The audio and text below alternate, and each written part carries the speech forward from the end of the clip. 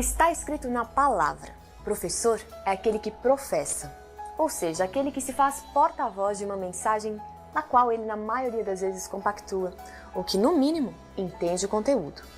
O ofício do professor, tão subvalorizado nessa sociedade que supura de tanta informação, é senão o mais importante na formação de pessoas. Tanto é que o próprio Jesus, ao ser chamado de Rabi, não se recusou a receber este título. É possível perceber nos relatos bíblicos que Jesus tinha prazer ao ensinar. Tanto é que, ao descrever o Sermão da Montanha, Mateus faz questão de mencionar que Jesus se assentou para ensinar. E é como se ele não tivesse pressa, não houvesse ensino para bater ou conteúdo para terminar. Ao desvendar os princípios do reino dos céus, Jesus preocupava-se em ser o mais claro e didático possível. E por isso, usou elementos comuns, tais como a luz, o sal, o choro, para simbolizar verdades eternas. Para ele, era imprescindível que as pessoas se apropriassem da mensagem. Nesta palestra, o pastor Adolfo Soares vai tratar das principais características de um bom professor. Assista agora a mais uma parte da série Ensinando com Sucesso e lembre-se, os professores devem sentir a sua responsabilidade, aproveitando toda ocasião para prestar o melhor serviço, de maneira que o resultado seja a salvação de pessoas.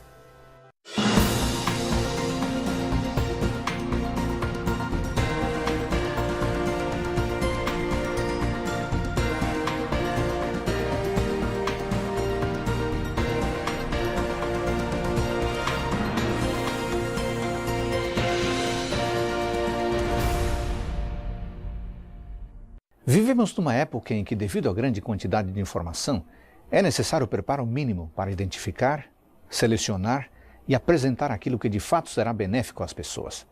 Temos à disposição dicionários, enciclopédias, comentários, revistas, portais, sites, blogs, etc. Há materiais tanto impressos como online. Por isso, todo bom professor precisa reunir atributos especiais e específicos se quiser causar impacto na vida de seus alunos, levando-os, pela graça de Deus, a uma transformação de vida. É sobre essas qualificações que quero tratar brevemente. Comecemos com as características físicas. Para causar bom impacto inicial, todo professor precisa cuidar da sua aparência pessoal, pois esta é seu cartão de apresentação. Uma vestimenta apropriada, de bom gosto, com boa combinação de cores, certamente despertará o respeito dos alunos. Ellen White comenta que é errado permitir que uma classe esteja sob a influência de um professor cujo vestuário e comportamento negam o Salvador, a quem professa servir. Pensemos nisso. Entretanto, pouco adiantará estar bem vestido se a saúde física não estiver em boas condições. Um rosto que demonstre cansaço, noites mal dormidas, ou a palidez de alguma doença, pode chamar mais a atenção do que a exposição da lição, atrapalhando o aprendizado. De modo que possuir uma boa saúde é tão importante quanto explicar bem a palavra. Isso significa que, como servos de Deus, devemos praticar bons hábitos alimentares, pois isso favorece a expressão de um rosto sereno e tranquilo, além de que permite uma melhor capacidade mental, tão necessária para a compreensão e explanação da lição. Juntamente com a boa saúde, devemos cultivar postura correta e elegante, pois, como templos vivos, somos cartas abertas, lidas pelos membros da igreja. O modo como caminhamos e nos postamos é observado e copiado. Finalmente, há ainda outro aspecto fundamental na característica física do professor da escola sabatina: a sua voz. Uma voz agradável, enfática e distinta é uma poderosa arma para falar ao coração dos membros da nossa classe. Para tanto, a voz não deve ser nem alta demais, nem baixa demais. Não deve ser ardida ou cansativa. Claro, ninguém é obrigado a ter a voz grave e macia de um locutor de FM ou de um apresentador de TV. Entretanto, falar de modo claro e no volume apropriado é necessário para que a verdade de Deus seja compreendida por todos. Vamos às características intelectuais. É verdade que a palavra de Deus e seus princípios são de caráter absoluto. Todavia, o mundo está em constante mudança. Por isso, precisamos adotar a postura de aprendizes e mestres, pois a nova cultura da aprendizagem exige nova mentalidade, a qual implica num interesse genuíno pelo constante aprendizado, que é muito mais do que simplesmente buscar uma qualificação formal numa escola ou universidade. É assumir a postura de um aprendiz permanente. Por outro lado, a escola, o momento da escola sabatina, o momento da lição, não é apenas um momento de instrução, é também uma oportunidade para a socialização, para o diálogo e para a reflexão. Obviamente, isso requer um professor melhor preparado e mentalmente aberto ao crescimento. Nesse sentido, a atitude de permanente aprendizado pode levar-nos a obter conhecimento exato daquilo que queremos ensinar e das habilidades que devemos cultivar para desempenhar com eficácia o nosso papel de professores. É oportuno mencionar as palavras de Ellen White a este respeito. Ela diz: a utilidade do professor não depende tanto das aquisições intelectuais que possua, como da norma que ele tenha por objetivo.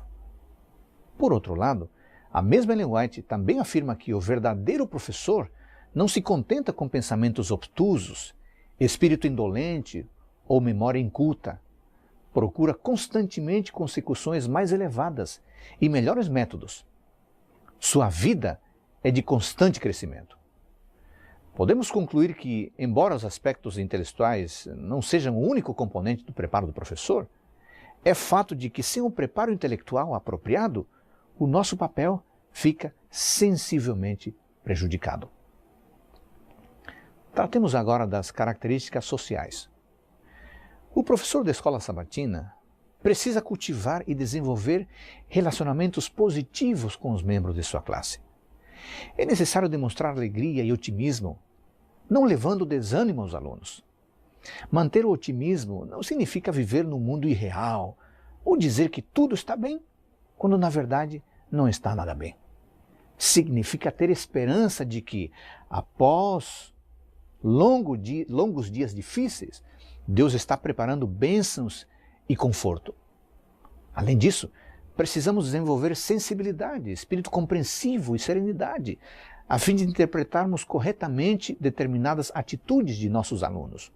O espírito compreensivo é fundamental para colocar-nos na situação deles, e a serenidade nos ajuda a exercer calma quando todos estão preocupados, enquanto que a sensibilidade nos permite entender a dor do outro.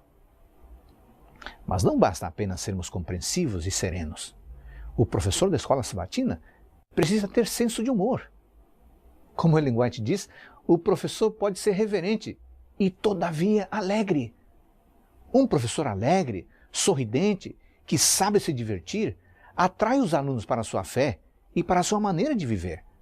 Além do que, a classe deve receber a impressão de que a religião é uma realidade desejável, pois traz paz, descanso e felicidade. Então, precisamos saber dar boas gargalhadas, sorrir espontaneamente e, quando necessário, contar uma boa piada. Afinal, a vida é para ser apreciada, não suportada. Como diz Brennan Manning, se você tem a alegria do Senhor no coração, faça o favor de avisar isso ao seu rosto. Tratemos agora das características emocionais. Amigos, de nada adianta uma vida racional impecável se as emoções estão fora de controle. De fato, lidar com emoções é uma tarefa fundamental para incrementar carreiras promissoras e torná-las realidade. Então, se as emoções e os sentimentos são tão importantes e decisivos na vida, é claro que também são importantes para o professor da escola sabatina. Semanalmente, nós lidamos com pessoas, as quais têm as suas alegrias e as suas tristezas. Essas pessoas estudam a lição envolvidas em seus dilemas e realizações. E quando estão em nossa classe, ouvindo as nossas explicações, trazem consigo suas emoções e seus sentimentos. Sábio é o professor e a professora que entendem essas emoções e, mais do que isso, sabem lidar com elas. A este respeito, Ellen White afirma que os professores precisam aprender primeiro como se tornarem senhores de si, mantendo sob controle seu próprio gênio e sentimentos, em sujeição ao Santo Espírito de Deus. Na prática, isso pode funcionar da seguinte maneira. O professor precisa controlar as emoções na hora de lidar com alguém que perturba a classe, com perguntas descabidas e provocativas. Nessa hora, não adianta argumentos e explicações bem elaborados para ganhar a discussão.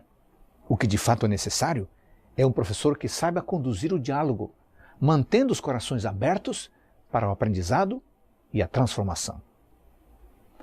Controlar as emoções significa, enfim, apresentar-se à classe num estilo conciliador, acolhedor e polido, digno de quem traz às pessoas o pão da vida. Vamos agora às características espirituais.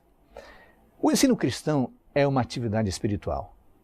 E se o ensino cristão é uma atividade espiritual, requer a participação de pessoas profundamente espirituais.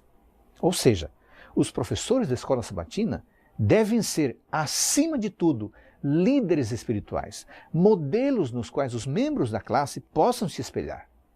Que privilégio, mas também que desafio. As palavras de Ellen White a esse respeito são muito sérias.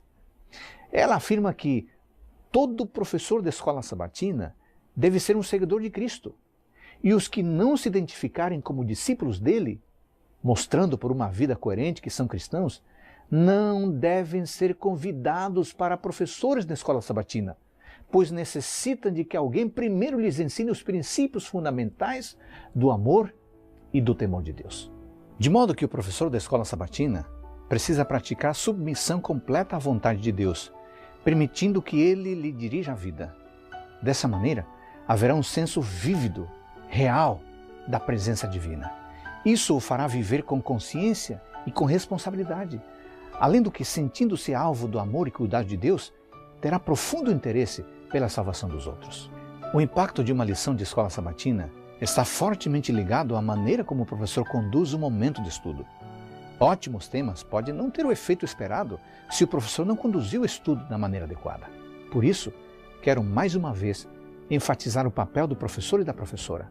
A nossa maneira de ensinar é decisiva para a transformação da vida dos membros da nossa classe.